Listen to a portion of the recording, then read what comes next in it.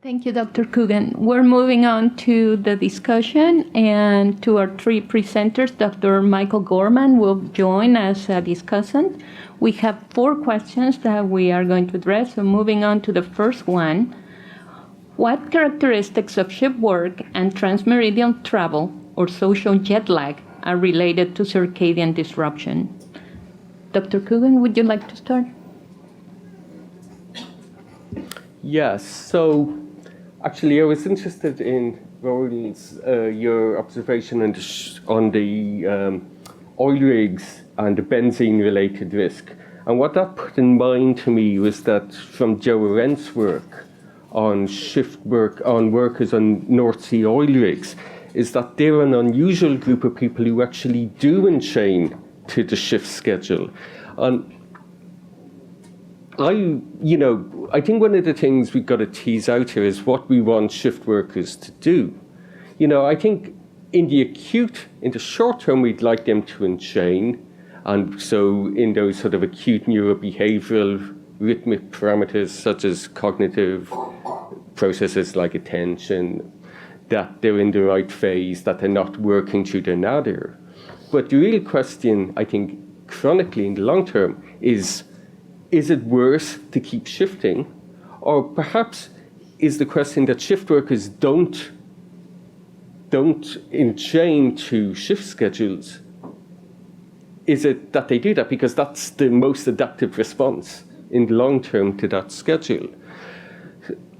Obviously, there's a lot of other factors such as, to commute home, light exposure, so we can't look at shift work in isolation. There's a lot of other things that shift workers are exposed to and a lot of other zeitgebers that they are exposed to. Obviously, there's a psychosocial imperative that you don't really want to enchain, because if you really did enchain, that the only other people you'd ever talk to would be other night shift workers.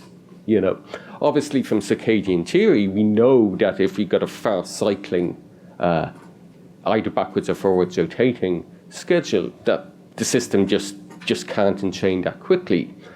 And so there was a nice study from Till's group in Munich recently showing that fast cycling schedules actually decrement the negative impact on shortened sleep. So perhaps this is a facet that we want to explore more as well. So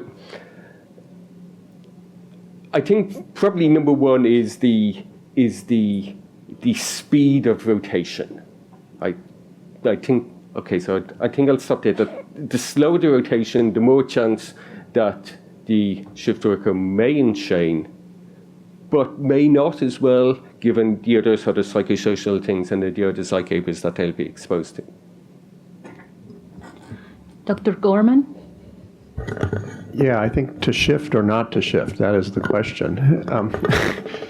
I think we see with the animal studies that there's a profound cost of either option. In the chronic jet lag model that Fred introduced and that Alec Davidson has worked on, and I think you showed some of it as well, what we see is a myriad negative health effects, and that's the complex exposure pattern, which includes shifting your clock, re-entraining your clock, light during subjective night. Almost if it was melatonin competence, suppression of melatonin, all of these things, and so one of the questions is what's responsible for this. And the nice thing about that model is I think that we can start to eliminate things. So for instance, I think you highlighted data that sort of took short sleep is out of the equation for some of the immune responses that have been seen. Another lovely result is on the increased weight gain you see with the chronic jet lag model. A Japanese group recently published a paper where they showed that keeping the food not shifting the time of availability of food eliminated that effect. And so that model very nicely shows that that light in subjective night and shifting your clock per se is not essential is in that particular context for causing those effects. But in terms of Fred's beautiful data on reproduction, whether or not food restricting food is going to produce the same positive effect, I think that's an important study that needs to be done. But I wouldn't count on it following the same pattern. So the shift response is potentially really, really damaging. The not shifting, I think we see that in Randy's model with the dimish light at night, where the animals don't have a chance to. I mean, they're not changing they're not changing their phase so much. They may change their phase of feeding, for instance, but we see all of these negative health outcomes in that context. So the one thing that I worry a lot about, though, is whether or not we're adequately able to address shortened sleep generally in these models. And the mouse model, I don't think, is really, really great for that. These animals have all the time in the world practically to sleep, even when we're doing these crazy things to their circadian systems. And we know that the human shift workers are short on sleep, and there are lots of pathways between that shortened sleep and many of the outcomes that we see. So I think what we're going to be able to definitively identify really important things: timing of feeding, I suspect shortened sleep, whether or not shifting your clock is going to create health risks. I don't know. Of course, the great benefit of shifting your clock is if you're able to shift your alertness rhythm to correspond with your work shift so that people are safe. I know we don't want to really talk about safety and productivity too much in this meeting, but I think that's going to be a super countervailing consideration. And if they do sleep, if they do shift, the other advantage is that they can shift their subjective night so that coincides with opportunity to sleep, and people will have higher sleep efficiency and probably reduce some of that sleep deficit. Dr. Hansen? Yeah, I see the question from an epidemiological point of view. Epidemiology is a science where we observe things we can't normally not interfere with the reality in the real world. So the measures, the metrics we have are often very simple, and the usual suspects within occupational and environmental epidemiology is the duration of an exposure, the frequency, and when we talk about shift work, the direction of the shift, and for instance, measure light, have some information about food habits, time being in the sun, and relatively simple things like that. If we could do that in a harmonized way in the future studies, we will be able to get a step forward compared to what we have had so far. Dr. Vermeulen. There's a little to add here, I think. As I try to point out, I mean, there are different side gabers. I mean, the light at night, the diet, the social context that actually all come into play. So to echo what Johnny is saying, when we go to epidemiological studies, that is what we try now to better capture. I think it's going to be very important when I take my kind of conceptual framework, and which is quite similar to what you put up. When we go to animal models, we can start to try to tease those apart and see if they actually are separate from each other, or they actually are additive or not. And that will help basically also to judge the human data. So I think that is basically where we're going. So I just have a question. So in your model, your sheet, which ones of those elements do you see being related to circadian disruption, and which ones might be outside of circadian disruption? Or you don't know? I don't know. I mean, when we talk about light at night, diet, the social, I mean, they can all basically be there. I mean, this idea that if you're permanent night, you're you're permanent night, that's not true, because at the weekends that you're not working, you're not going to sleep during the day and wake up during the night, and so everybody's in some way rotating, and we just have to get a better handle on that. Would other members of the panel care to comment? Go for that question. You can comment on anything. Well, since I have the mic, I thought that was very interesting what you mentioned, Ro, about the changing nature of shift work. In a study that we did on manufacturing workers, all entry job levels involve shift work, but as workers acquire seniority, they moved out of shift work and moved into other jobs that involve less exposure. And so definitely the just no studies do not account for those changes. I mean, it's true. I mean, exposure is changing over time, and that depends if you're talking about industry or you're talking about healthcare. It actually can be quite different. It relates to a question. I was not sure when I was going to bring this question up, but this might be a good time to do it. Is basically who is the shift worker that is able to do shift work for 15 to 20 years?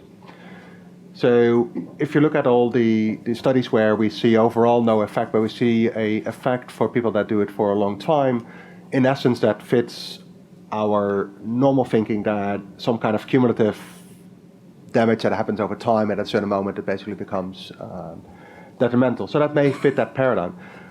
But there is a question, who are we selecting certain people on chronotypes that actually end up in that bin where we actually see the elevated risks? So is there selection on some genetic factors? Is there selection on chronotype? Or is there selection on lifestyle or social factors? And I think that is still one of the open questions that we have that we don't have really well addressed in all these studies.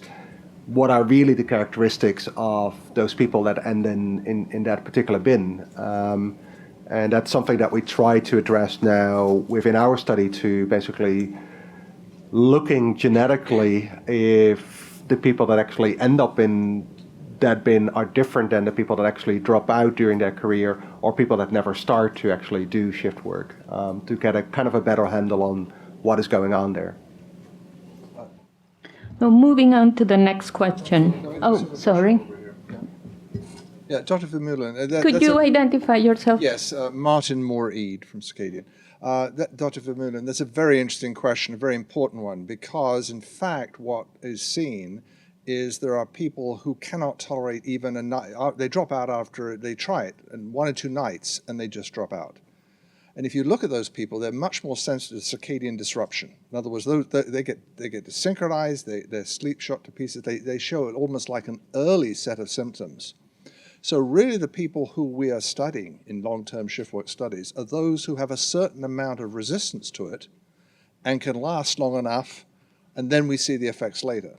And if you think about how the study goes, if you've got a population of people with various sensibilities and they're dropping out at various points, we're starting by the time we look out 20 years, we're looking at a fairly unique group. But we've actually not realized what the impact would have been if those people who all started had stayed. You'd have a way worse problem.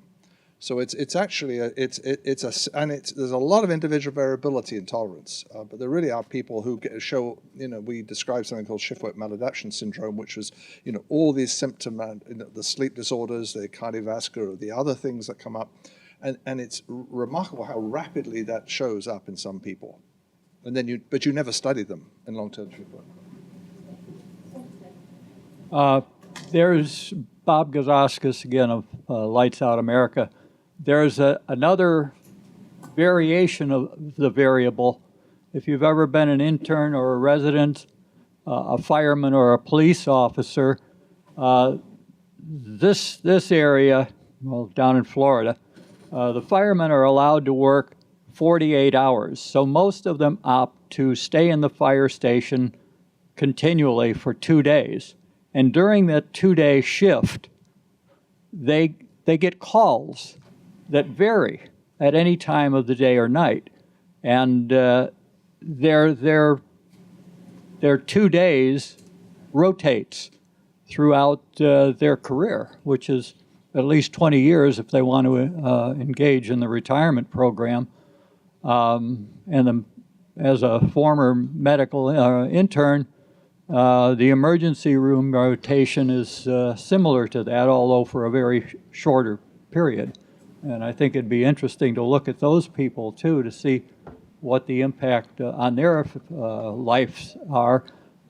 We've had a rash of police shootings in this country where, these people are under a tremendous amount of stress. You can just imagine what it would be like to face an adversary in the middle of the night or even in the middle of the day. That's all I have to say. Dr. Smolinski. I think this is a really important issue about the self-selection into shift work. And I think we may be dealing with a gradation. Martin Moreed talked about those who try shift work and they immediately know they can't tolerate it. And then there's the other group that goes for 20 years. And I'm thinking of the work that was done by Reinberg in the 1970s. And he found that individuals, again, I mentioned some of this yesterday, who had low amplitude circadian rhythms in either body temperature and or 17-hydroxycorticosteroids, who were in shift work successfully, changed their circadian time structure quite rapidly. And they did so very well for 15 or 20 years, and then as they aged, they suddenly became intolerant to shift work. And indeed, he studied some of those individuals looking at body temperature, 17-hydroxys, and I can't remember what the other rhythm was. And he found that these individuals were completely desynchronized from the point of view that they had different circadian periods. And basically, the temperature rhythm was different than the 17-hydroxycorticosteroids. The sleep-wake rhythm was also a little bit different, but not too abnormal. So internally, they were all messed up, misaligned. So that brings me to the point of when we start trying to look at susceptibles or tolerance, and even if we do epidemiology, what is the control group? It's very difficult. And then the other comment I'd like to make is the interpretation of jet lag studies. Just looking back at my experience of traveling to this meeting, Ella gave me an original flight that was supposed to leave at 5:30 in the morning to come here, would have been arriving on Thursday, which is a 1-hour time change. But for me to have actually gotten that flight arrangement where I live in Austin, Texas, I would have had to awaken 2:30 to 3 o'clock in the morning, which would have meant in terms of light exposure, it's still dark outside, but in my house and getting ready could have perhaps meant a 4-hour time change. So again, looking at the day, and I bring this up in terms of thresholds. I mean, when do we start to worry about travel? We're 1 time zone, 2 time zones, and the fellow who was sitting next to me on the airplane travels actually once or twice a week between Raleigh-Durham and Houston, Texas. He used to do it more often, he told me, and he's been doing this for 10 years because of business reasons. So again, is that another shift work? And it's a 1 time zone, but when he tells me the time he gets to the airport, gets dressed, goes through security, it's not a single time zone change anymore. So it's a lot of the issues of exposure, as well as on the other side, looking at the biomarkers and interpreting. We're going to move on to the next question, which is, how can the experimental evidence, models and biomarkers, and/or biomarker studies in humans inform the interpretation of studies of health effects in humans? Dr. Coogan? Yeah, so I think very briefly, apart from saying what we've already said about the light at night issue, melatonin, corticosteroids, etc., I think animal studies indicate a factor that's already been brought up, immune factors, even not only basal immune factors, but stimulated, so in whole blood samples, for example, from participants. And also just building in just really bog standard things like CRP, look and other indicators of basal inflammatory states. Because again, I strongly feel, there's this big emerging literature on the implications of inflammation for depression.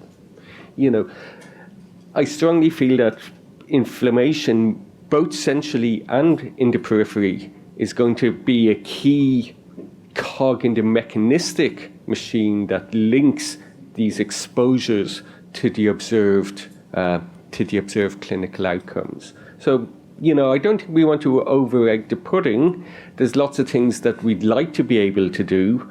It would be great if we could look at clock gene expression in the pancreas and in the kidney and in the SCN and in the hippocampus all at the same time, which we can do in animal studies.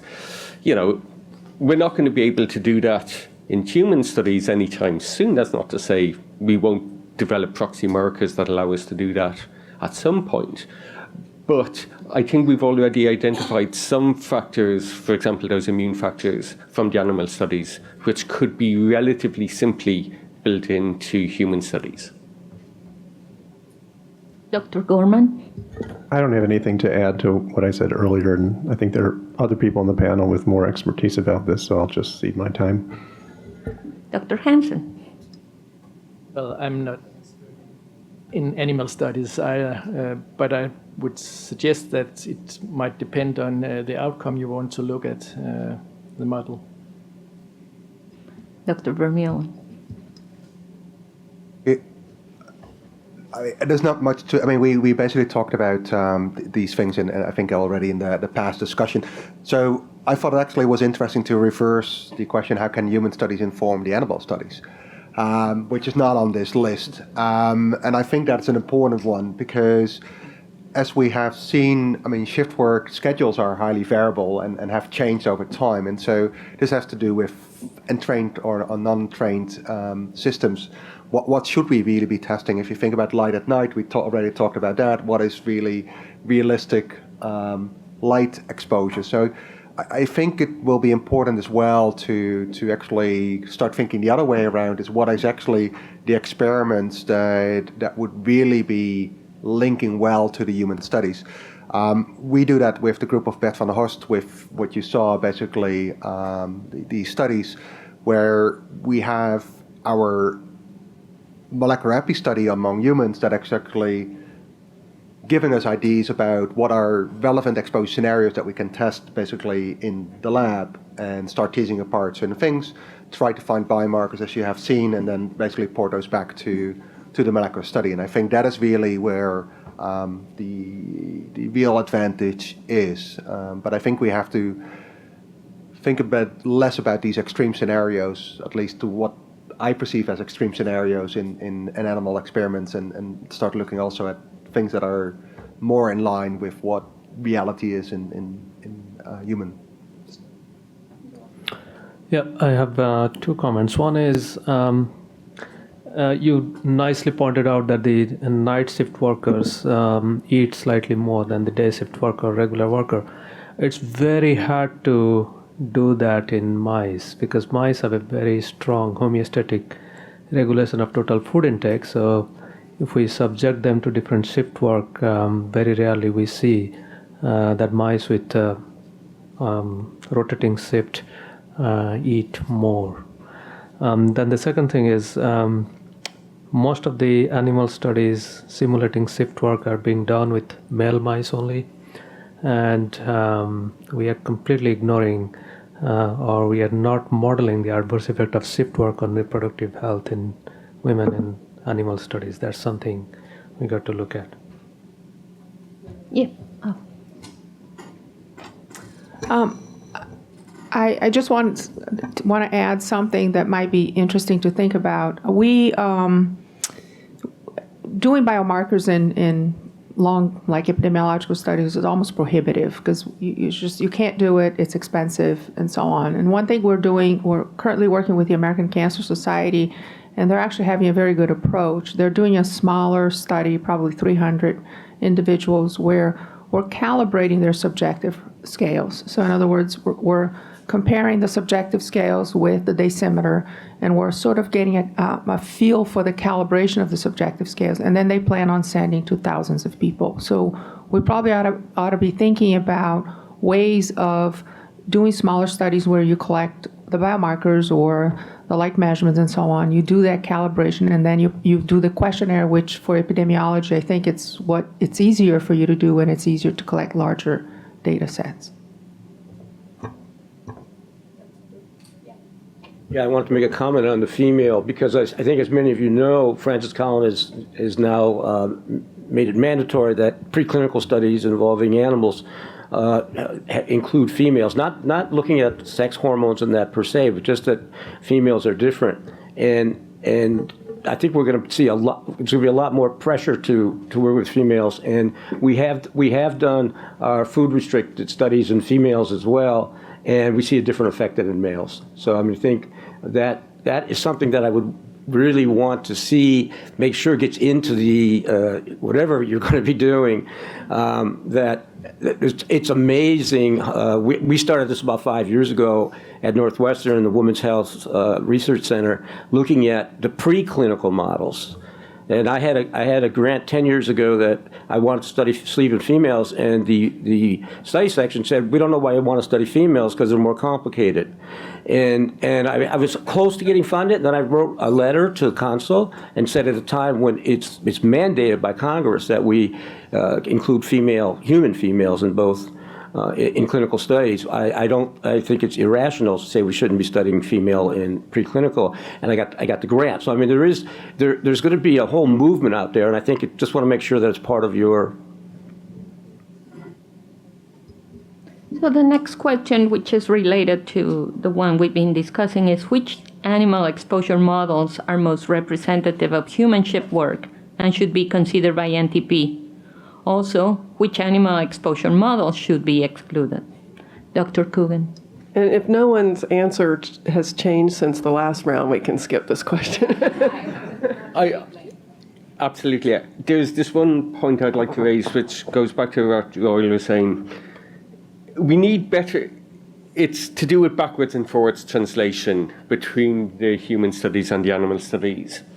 And so, for example, if we're trying to model different aspects of shift work exposure in animals, we're still sort of doing it in the dark. There's a lot of gaps in our knowledge, for example, about actual experienced light exposures of shift workers. Actually, when do they really eat? What do they really eat? Not from the large-scale epidemiological, studies which lack that granularity. So we need all that granularity from the human studies to back translate then into the animal studies that then hopefully will give us the mechanistic insight. So that's all I'd like to add. Any of the other? Yeah, I'd like to address this. So I don't think anything should be excluded, but I want to just draw particular attention to one of the models that Dr. Coogan referred to, and that's Carolina Escobar's work during the day model. And I think that really captures some very, very important aspects of shift work. Number one being that the day-night exposure pattern is not being rapidly altered.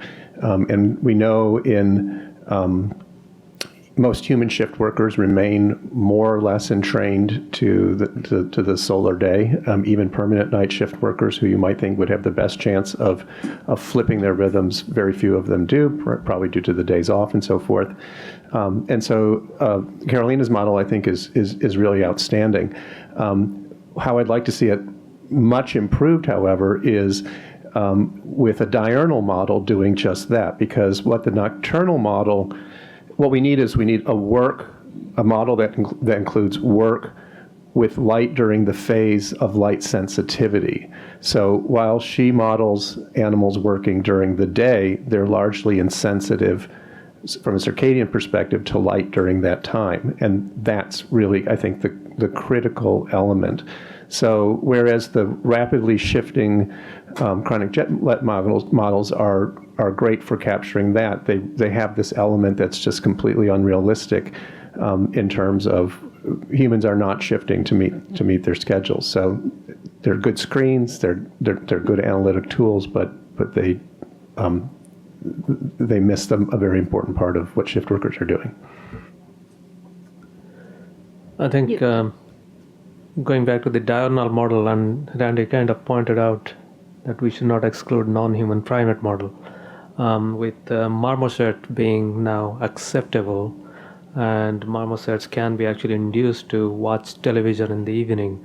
They do like, even macaques actually like watching television in the evening. I think that would be a very interesting model, and there are at least a couple of labs who are attempting to do that.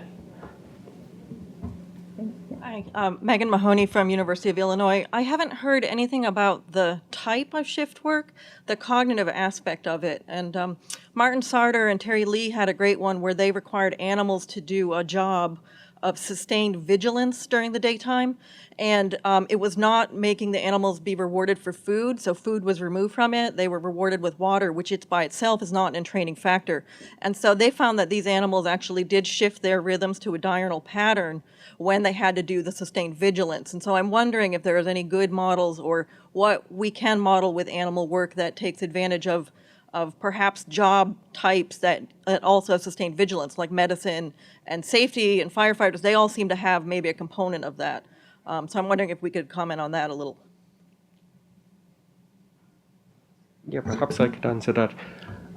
There are certainly cognitive tests, and part of the problem for some of these sort of operant-based cognitive tests is the amount of training the animal needs at baseline to achieve any level of performance. So it's not terribly straightforward. It certainly is an underdeveloped area, because this is a key thing, again, straying away into the sort of safety aspect of, in the more sort of acute neurobehavioral phase. And so definitely this is an aspect, it's underdeveloped. We know, again, from chronic shift lag models that if you do this, you produce deficits in all types of cognitive domains. If we refine the validity of those models to more focused on the shift work type exposure, we definitely do need to. There is a big data gap there, I think. There is another interesting aspect to do with these animal models, which goes to Rolf Huth's work on the working for food model, and how that impacts on the diurnal nocturnal phenotype of mice, which again may be very relevant for when we start combining work and rotating light dark patterns, for example, in shift models, and how that may impact on the circadian phenotype of the animal when we make it start doing stuff more like what shift workers actually do. So there's a big data gap there that does need to be addressed. Dr. Lawson. Yeah, I've got a question if any of the animal models have considered long working hours in addition to shift, either independently or in combination. In our reproductive epi studies, we've seen independent effects of long working hours in addition to shift work. And, we've talked about emergency responders, police, and the medical professions that it's typical to work a 12 to 24-hour shift.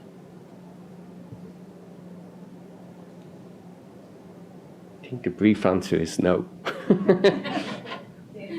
Yeah. There may be a confound, but what we do is we do a fair number of studies of chronic partial sleep deprivation. So we only let the animals sleep for either 4 hours a night or 8 hours a night.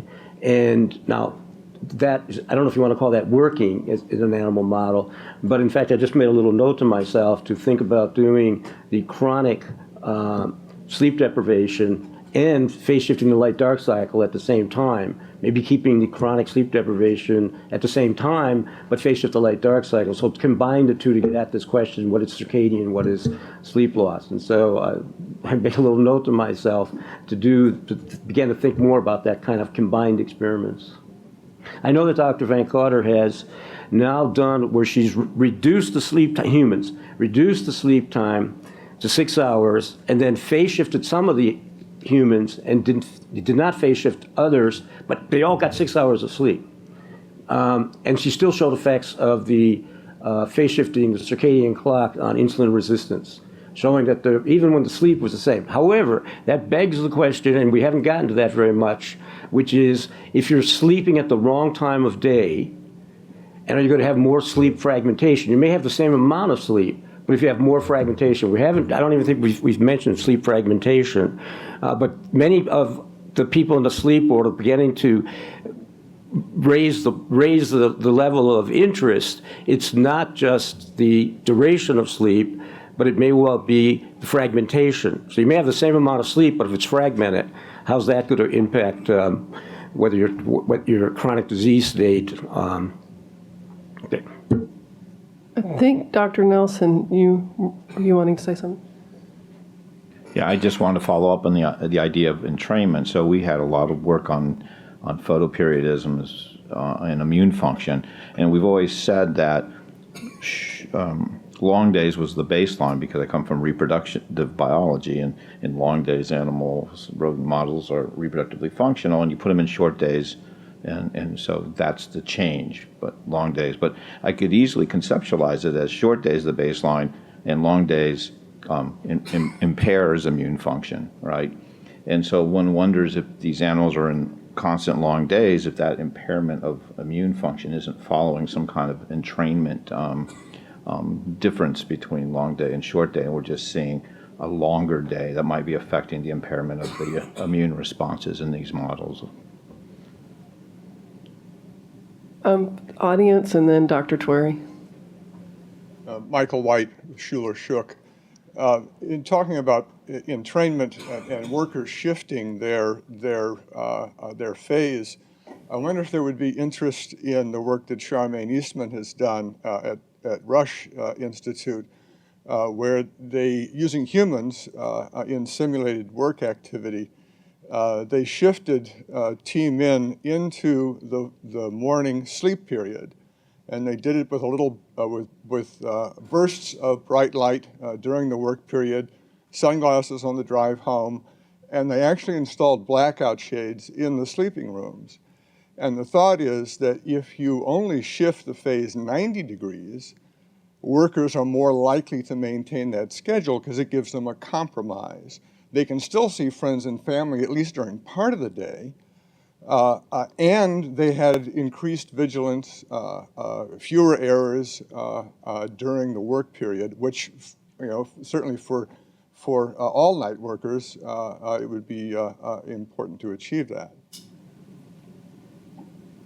Yeah, I think the compromised phase position is a really interesting idea, limited perhaps by a small number of people who work permanent night shifts. And not much utility probably to the people on rotating shifts and highly variable shifts, but certainly a plausible solution for a substantial number of people.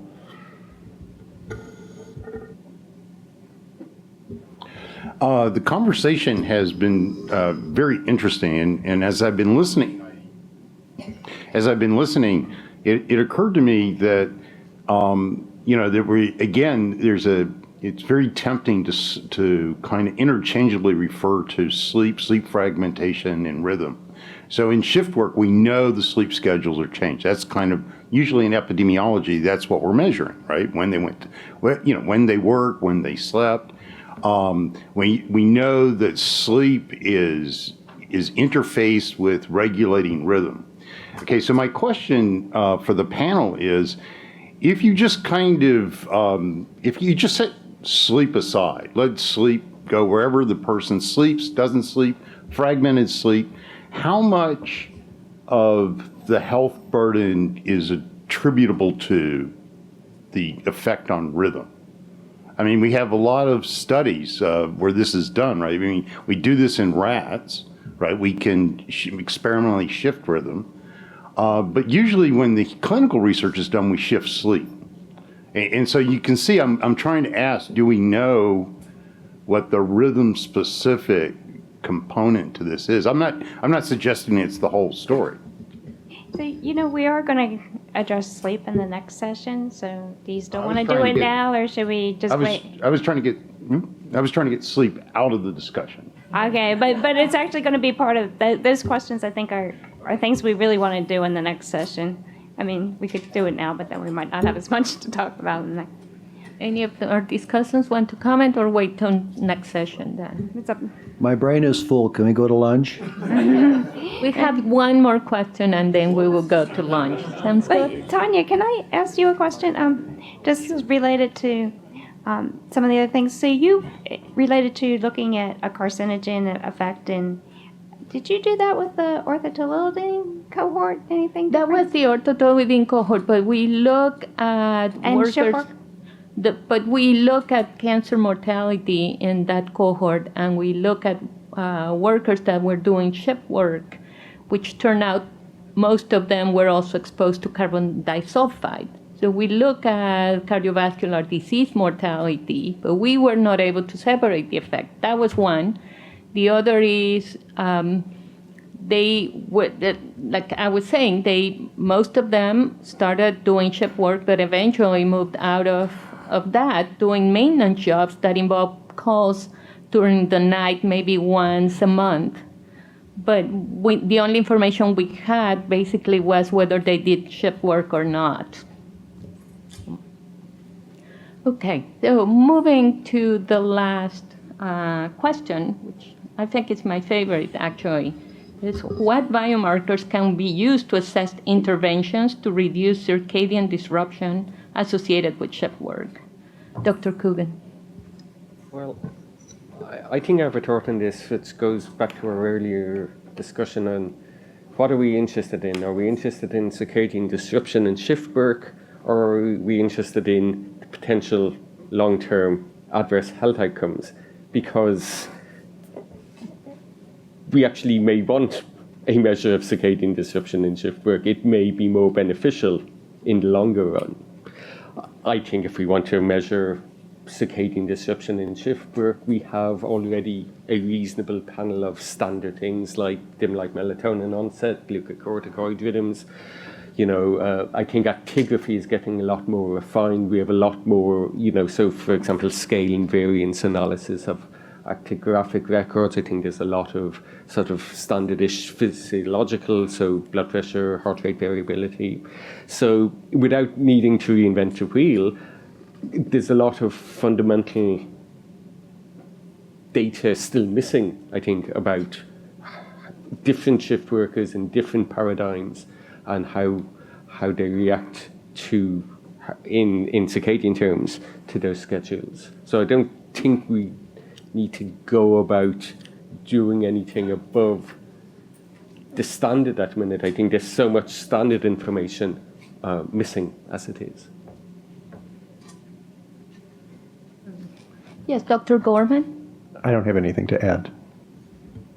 Dr. Hansen. Well, We're getting to lunch. I'm going to be short, I guess. No, I wrote a sentence, and that was basically validated biomarkers that reflect the biological mechanisms relevant for the effect that one want to prevent. And what you would note is that there actually is no specificity to that statement. Because that's exactly where you're talking about. On one hand, we have circadian markers like melatonin using actigraphs to kind of see what the effect is on the short term.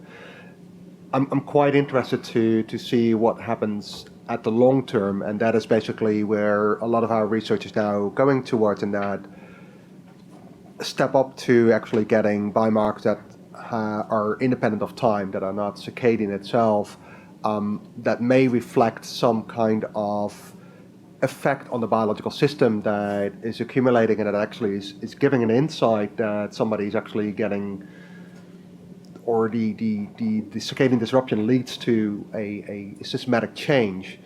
That would be interesting, because if we actually do have those biomarkers, then it becomes actually relatively easy for us to go back to our large biobanks and start looking if these kind of biomarkers are related to the health outcomes of interest.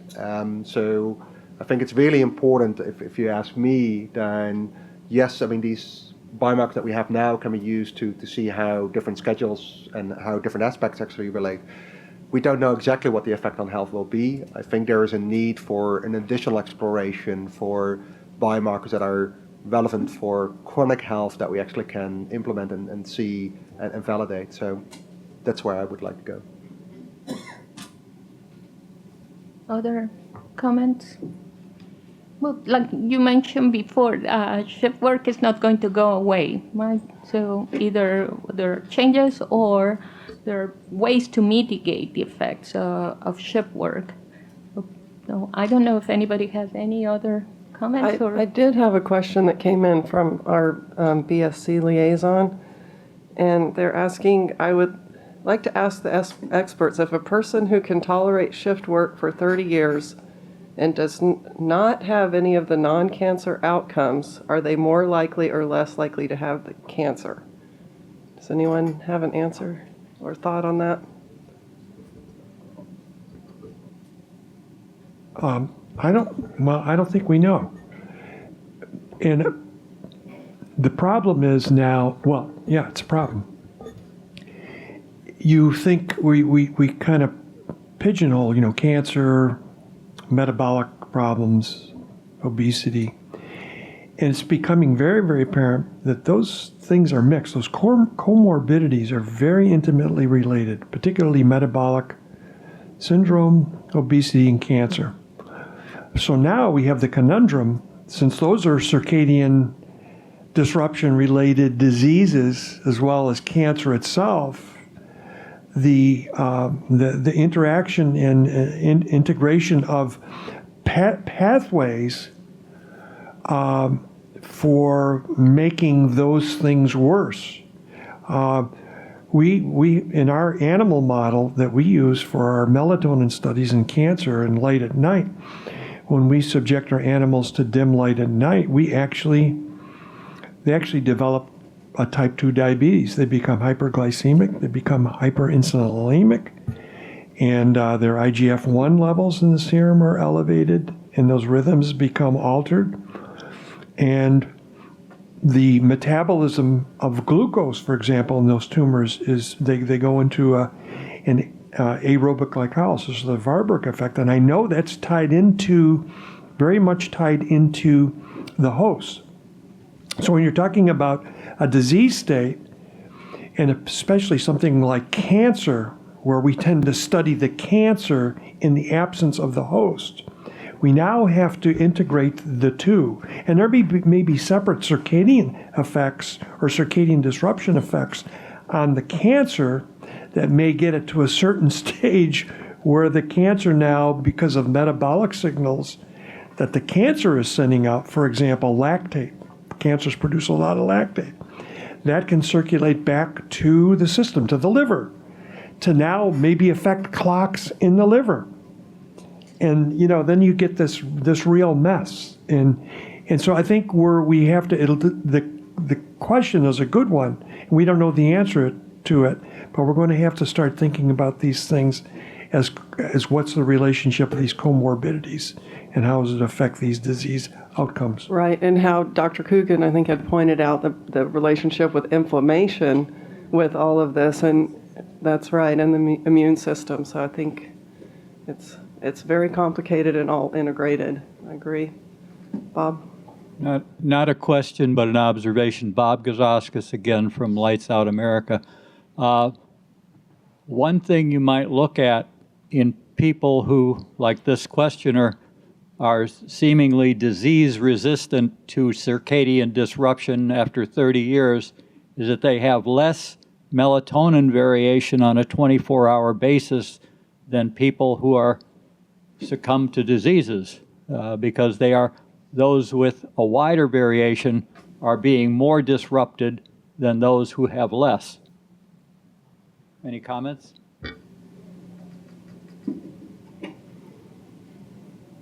I believe you were next.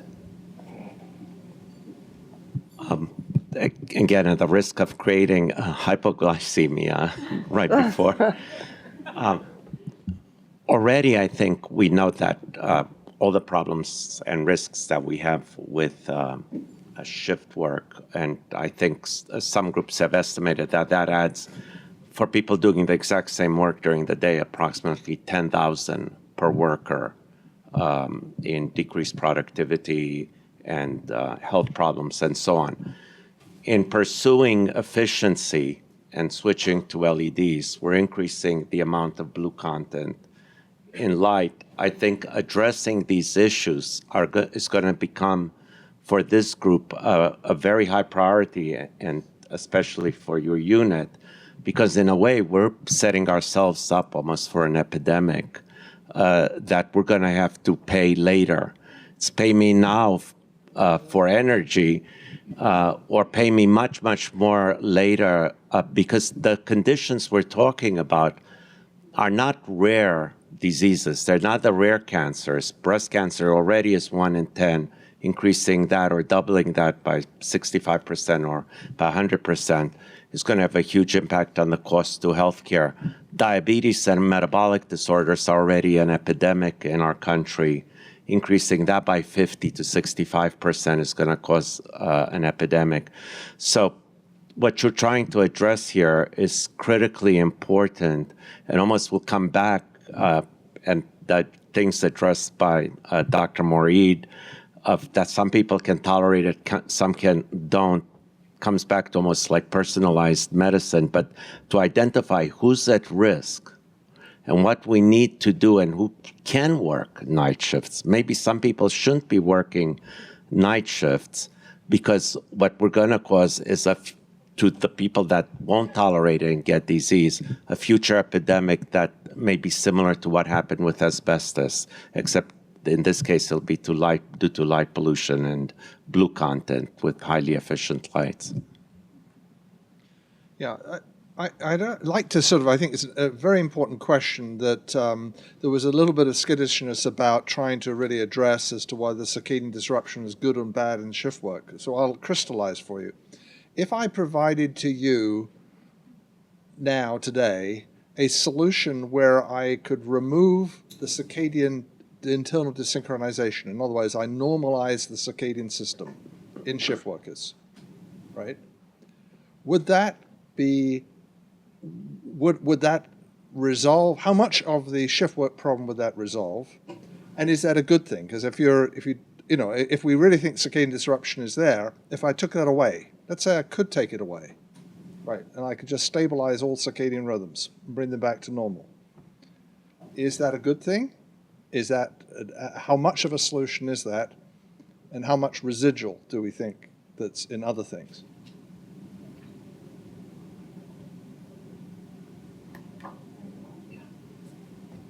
I think that might bleed into the next section, which is sleep. I guess we can have a perfect circadian alignment, but if we're sleep depriving ourselves, what are the consequences of that as well? So I think we can't just say, if you have a perfect circadian alignment, you solve all the problems in the world. And then you have eating at the wrong time. It would help, of course. It's one aspect of shift work, but I don't think it would resolve the issue with shift work. But I guess we'll discuss that after we have food. Okay, one more question. Go ahead. Just a brief biomarker comment. Our group is looking at panels of biomarkers, the timetable NIEHS method that was mentioned before, and we're looking at metabolomic markers, cytokine panels, and also oral microbiome, with the idea that we could identify circadian disruption by looking, we're looking in normal individuals. So at some point, that might identify markers that could be used in shift workers. Of course, we don't know if it will, but we're following that approach. Thank you. So we'll break now for lunch and come back at 1:30. Thank you.